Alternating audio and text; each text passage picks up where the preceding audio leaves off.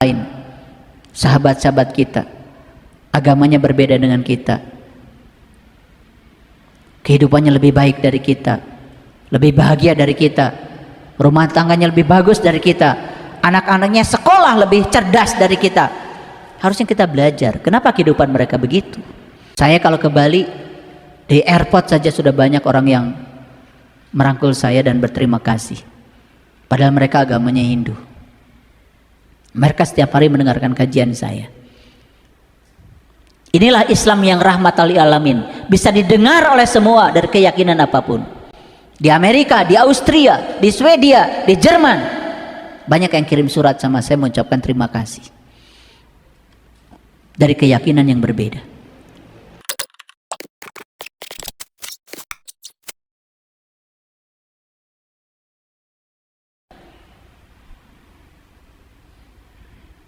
Saya selalu percaya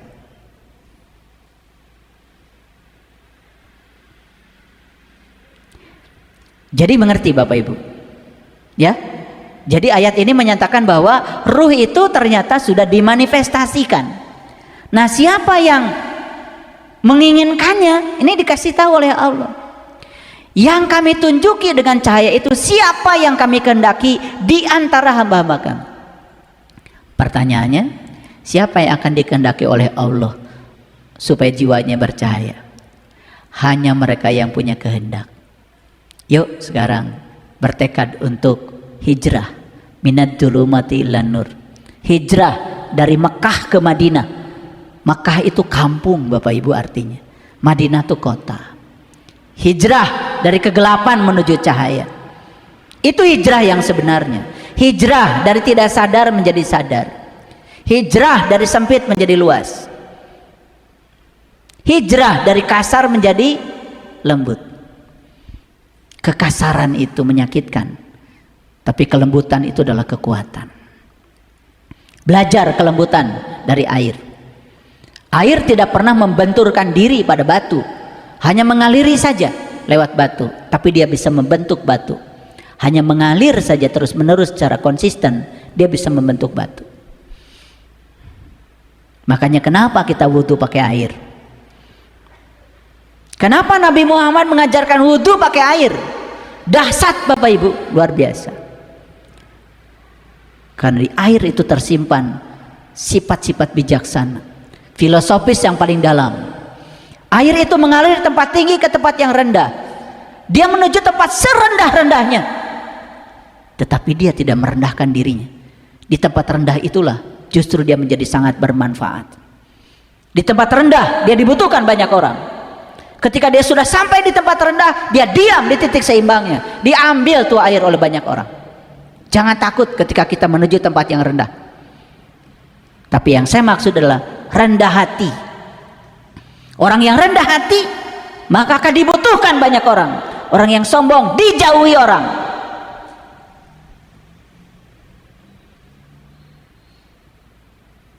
Bapak Ibu, 2 minggu saya ke Beijing waktu itu. Selama 2 minggu berubah cara makan saya. Biasa dicomot, comot. Apa ya bahasa Indonesianya? Pokoknya beginilah.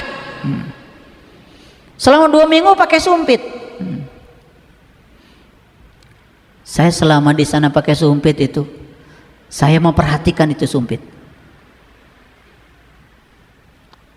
Akhirnya saya cari kenapa negara-negara yang maju, China, Jepang, Korea, kok makannya pakai sumpit, nggak pakai garpu dan sendok. Ternyata Bapak Ibu, sumpit itu kalau yang asli di sana bagian ujungnya itu kotak. Bagian ujung yang sini yang dekat dengan mulut kita kotak, tapi yang dekat dengan makanannya itu bulat. Saya pernah tanya, kenapa begini? Filosofisnya dalam banget. Kotak itu melambangkan keterbatasan. Kotak itu ya kotak. Makanya banyak yang mengkotak-kotakan diri, betul nggak? Kotak keyakinan.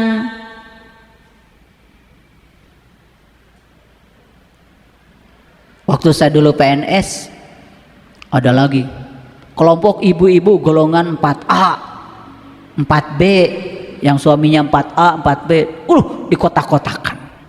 Saya bilang sama istri saya, jangan ikut. Ada lagi istri profesor, wah tambah lagi. Seneng manusia bikin kotak. Kita juga seneng kan bikin kotak, betul nggak? Iya. Kotak agama, kotak keyakinan, kotak itu, kotak ini. Kotak itu jadi membuat kita jadi rigid. Dan kotak itu, aduh, kalau ngegelutuk itu kotak menyakiti, runcing itu sudut-sudutnya, betul nggak? Kebayang nggak Bapak Ibu kalau main bola pakai kotak? Pingsan semua kayaknya ya. Makanya main bola pakai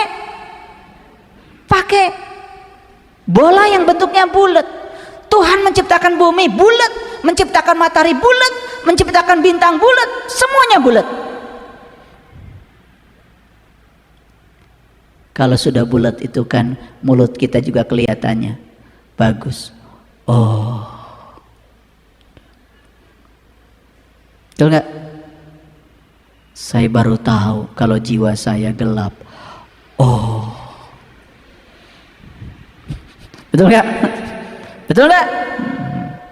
Jadi sebetulnya coba dari kotak menuju bulat itu aja filosofisnya dalam banget. Gak ada orang yang pakai sumpit satu, selalu dua. Betul nggak? Dan dua itu melambangkan dualitas. Hidup kita itu pasti akan dualitas. Tidak mungkin ada orang bisnis sukses terus, pasti ada gagalnya. Tidak mungkin ada orang sehat terus, pasti ada sakitnya. Terima dualitas apa adanya. Dua. Jadi cerita sumpit, teruskan dulu ini.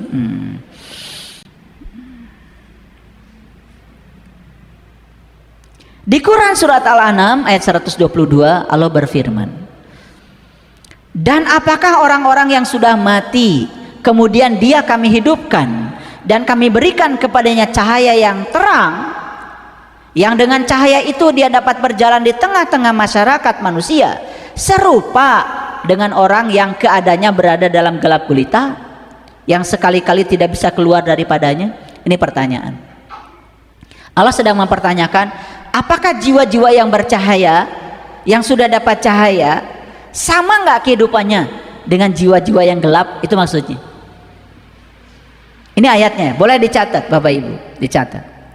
Nah, ini yang diceritakan adalah orang yang sudah mati kemudian kami hidupkan dan kami berikan kepadanya cahaya yang terang. Ini bukan yang sudah mati itu. Ini sudah mati kesadarannya, masih hidup tapi sudah mati. Mati rasanya, mati empatinya, mati sifat kemanusiaannya, mati itu. Banyak gak Bapak Ibu orang-orang yang sudah mati seperti itu? Lihat orang-orang yang sudah mati seperti itu, dia babat hutan semaunya dia. Lihat orang-orang yang sudah mati, dia tambang terus ya bumi ini, terus ya dirusak tanpa reklamasi. Tidak pernah memikirkan keselamatan orang lain. Maka Rasulullah mengatakan, jika kamu melewati satu jalan mendapati ranting dan kamu tidak singkirkan dan kamu tidak khawatir orang lain terluka oleh ranting itu, kamu bukan orang beriman. Apa yang terjadi dengan kita hari ini? Ranting saja tidak disingkirkan, menghalangi jalan orang lain, tidak disebut orang beriman, kata Rasulullah. Hadis itu muttafaq alaih. Kita menghalangi jalan, parkir sepeda motor seenaknya, parkir mobil seenaknya, gak peduli orang lain susah, bahkan tidur nyenyak, memarkir mobil di jalan umum, bikin panggung lagi. Banyak nggak kayak gitu Bapak Ibu?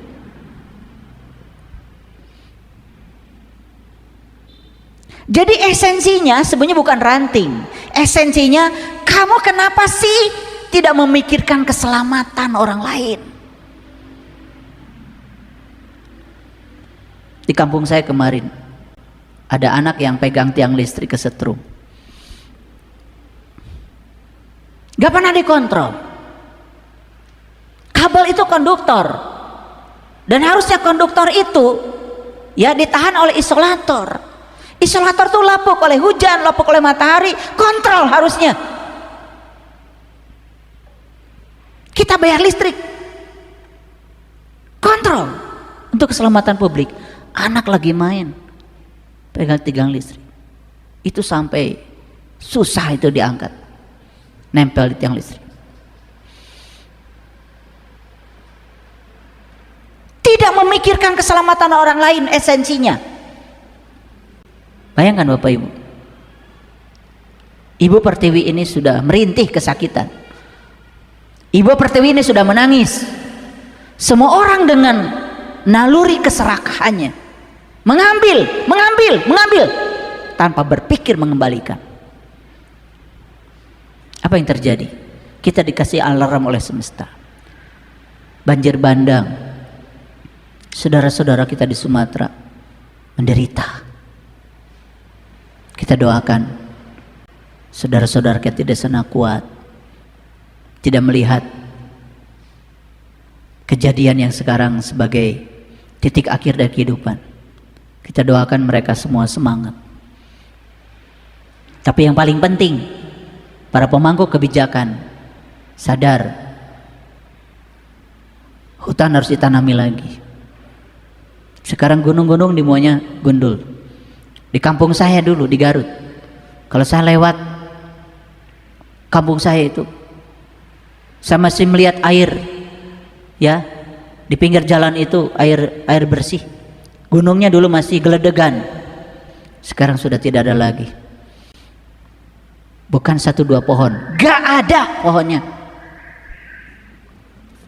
Silakan, biar ada yang mendengar. Dari Garut Cikajang tuh sampai ke Pamengpeuk, bukan 1-2 pohon yang tersisa, gak ada. Bapak Ibu, air saja tidak punya tempat, air tidak punya rumah. Makanya akhirnya air, karena tidak dikasih rumah oleh kita, dia jalan-jalan kemana-mana, menyapu semuanya. Karena kita sendiri tidak ngasih rumah bagi mereka. Makanya saya kalau ada sahabat-sahabat, saya sering tanya, apa bisnis kamu? Tambang. Eren, tobat.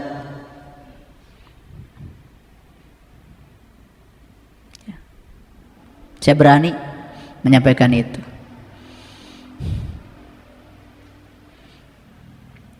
Makanya pantas ada lagu Ibu Pertiwi ya, sedang menangis sedih. Betul nggak?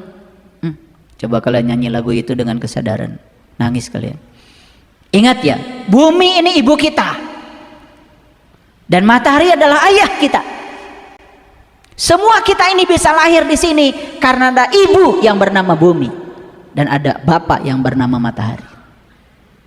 Masih bingung? Masih bingung? Tidak ada sel sperma, tidak ada sel telur kalau nggak ada bumi dan matahari. Gak ada sel sperma kalau gak ada makanan. Siapa yang membangun makanan? Bukankah bumi dan matahari? Dan kalau ada bumi saja gak ada matahari, tidak ada makanan. Kalau tidak ada makanan, tidak ada kita. Tidak ada sperma, tidak ada sel telur. Sadar gak kita bahwa bumi ini adalah ibu kita yang sebenarnya, matahari adalah ayah kita yang sebenarnya? Karena mereka berangkulan, ayah dan ibu. Itu yang membuat kita ada. Sadar Bapak Ibu bahwa kita berasal dari makanan yang dimakan oleh ayah ibu kita. Itulah yang dikatakan di Quran, aku ciptakan manusia dari tanah. Bukan tanah dibangun seperti genteng, seperti bata merah. Tidak, lewat proses yang alami, lewat makanan yang disantap. Prosesnya sangat luar biasa, lembut, halus. Bapak Ibu lihat ayat ini. Ayat ini mempertanyakan, apakah sama orang yang jiwanya terang benderang dengan jiwanya yang gelap gulita? Tolong dijawab, sama apa beda? Beda atau beda banget? Beda banget. Kerasa nggak Bapak Ibu kalau ketemu orang yang jiwanya gelap, penuh dengan ketakutan, kata-katanya menyakitkan, pelitnya auzubillah, dikunjungi orang cemberut. Saya kalau ada orang datang ke rumah, senangnya kayak apa? Saya perintahkan selalu orang di dapur bikin makanan yang banyak, bahagiakan mereka, muliakan mereka. Memberi makan pada orang lain itu kesenangan yang luar biasa. Lihat mereka senang makan di rumah kita, bahagianya lebih luar biasa, kenyang rasanya, gak perlu makan lagi kita. Ini datang orang ke rumah malah cemberut. Saudara sendiri bahkan yang datang cemberut, udah prasangkanya buruk, mau pinjam uang kek, mau minta baju kek, ada baju di lemari banyak, takut ada yang berkurang. Itulah jiwa gelap, selalu terbatas, karena dalam kegelapan semuanya terbatas. Coba ibu, bapak, begitu listrik kita di rumah mati, tidak ada satu cahaya pun yang ada di rumah kita, gelap semuanya, pandangan kita jadi terbatas. Salah satu ciri kegelapan itu pandangannya sangat terbatas. Makanya di ayat ini perhatikan, dan demikianlah kami jadikan orang-orang yang tertutup. Tertutup apanya? Tertutup kolbunya, tertutup pikirannya, tertutup jiwanya. Istilah bahasa Qur'annya itu apa? Kazalika zuyyina lil kafirin. Kafir tuh cover tuh tutup.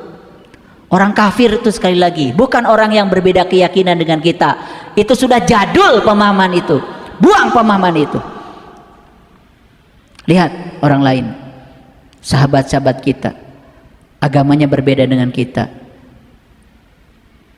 kehidupannya lebih baik dari kita, lebih bahagia dari kita, rumah tangganya lebih bagus dari kita, anak-anaknya sekolah lebih cerdas dari kita. Harusnya kita belajar kenapa kehidupan mereka begitu. Karena semua realitas dibangun oleh data yang ada di sini. Semua proyeksi dibangun oleh data. Bapak Ibu bisa melihat proyeksi di sini karena ada data di laptop saya. Apa yang ada di data itu yang ada di proyeksi. Perhatikan kalimat yang terakhir.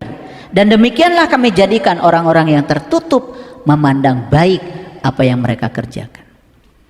Berapa banyak orang di semesta ini yang menganggap dia orang baik padahal merusak, menebarkan kebencian, menebarkan hoax, memecah belah umat, bukan menyatukan. Harusnya gelar-gelar kerohanian yang dipakai itu bukan untuk menyebarkan kebencian dan memvalidasi orang lain, tapi untuk menebarkan cinta dan kelembutan. Ciri kebenaran itu universal. Kalau kita menyampaikan kebenaran, kebenaran bisa didengar oleh siapapun dari keyakinan apapun. Mohon izin, saya bukan menyatakan, saya bukan ingin menunjukkan diri saya. Saya kalau ke Bali, di airport saja sudah banyak orang yang merangkul saya dan berterima kasih. Padahal mereka agamanya Hindu. Mereka setiap hari mendengarkan kajian saya. Inilah Islam yang rahmatan lil alamin, bisa didengar oleh semua dari keyakinan apapun. Di Amerika, di Austria, di Swedia, di Jerman, banyak yang kirim surat sama saya mengucapkan terima kasih dari keyakinan yang berbeda. Bahkan kemarin ada dari Manado minta dibimbing supaya bisa tahu jati diri hari Sabtu kemarin. Agamanya Nasrani. Saya tidak pernah mengubah agama orang. Saya menunjukkan bahwa Tuhan kita sama. Menyebutnya saja berbeda. Indah nggak Bapak Ibu? Indah nggak? Indah nggak Bhinneka Tunggal Ika? Subhanallah. Bhinneka Tunggal Ika itu adalah warisan agung leluhur kita, supaya kita bisa belajar menerima dan menghargai perbedaan.